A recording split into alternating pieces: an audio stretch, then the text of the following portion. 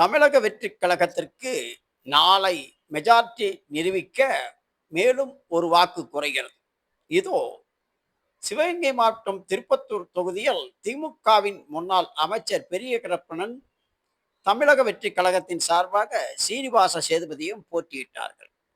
இந்த தேர்தலின் முடிவு 4ஆம் தேதி அறிவிக்கப்பட்ட போது பெரிய கருப்பணன் ஒரு வாக்கு வித்தியாசத்தில் தோல்வி அடைந்ததாக அறிவிக்கப்பட்டது. இதை எதிர்த்து பெரிய கருப்பணன் சீனிவாச சேதுபதி வெற்றி பெற்றது செல்லாது என்றும் வரு மறு வாக்கு எண்ணிக்கை தேவை என்றும் நீதிமன்றத்தில் வழக்கு. இதையடுத்து நீதிமன்றம் இந்த வழக்கை எடுத்துக்கொண்டு நாளை பெரிய கருப்பன் கூறியது போல் சீனிவாச சேதுபதி விஜய்க்கான சட்டசபையில் மெஜாரிட்டி நிரூபிக்கும் வாக்கெடுப்பில் கலந்து கொள்ள தடை விதித்துள்ளது. இதனால் 120 எம்எல்ஏக்கள் ஆதரவு பெற்றிருந்த தமிழக வெற்றி கழகத்திற்கு சீனிவாச சேதுபதியின் தடையால் ஒரு வாக்கு குறைகிறது.